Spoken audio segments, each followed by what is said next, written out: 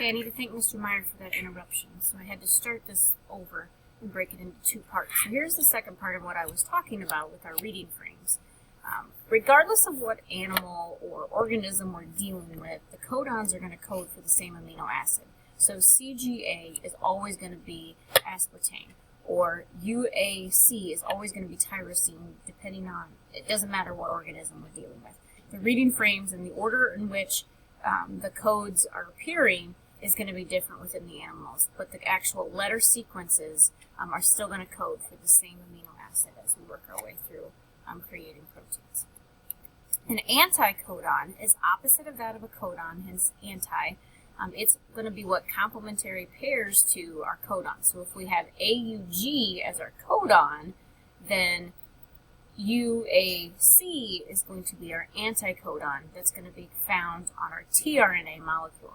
Our tRNA component is found within the cytoplasm, and it is known as transfer RNA. So when the first code enters the ribosome, the tRNA recognizes that it either matches to it or it doesn't, and if it is a match, it's going to come and join up with that messenger RNA in the ribosome in order to start creating our protein. And I'll go through that process here in just a second.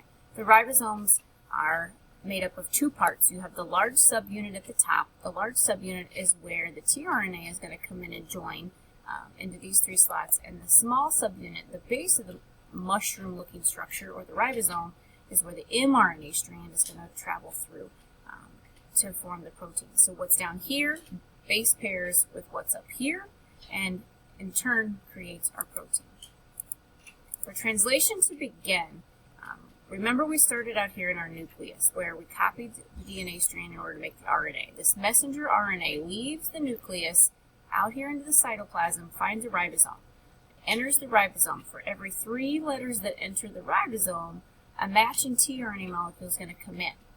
As that matching tRNA molecule comes in, it's going to shift over, a new sequence is going to be read, a new tRNA is going to come in, and the amino acids are essentially going to appear to jump from tRNA to tRNA to create this chain of amino acids, or creating the polypeptide known as the protein.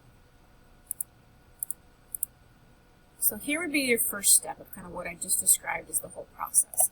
The messenger RNA is going to come into the small subunit of the ribosome. For every sequence, you have AUG down here at the bottom. UAC pairs with it. So methionine is going to come in. The tRNA molecule is carrying the methionine.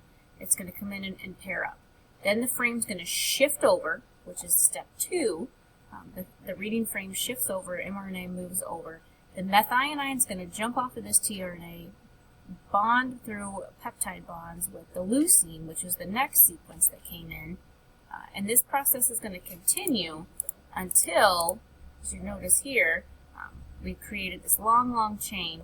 You reach a stop codon, which one of the 3 stop codons is UAG. The stop codon was reached, the amino acid sequence breaks off, and it can go carry on its function as a working protein.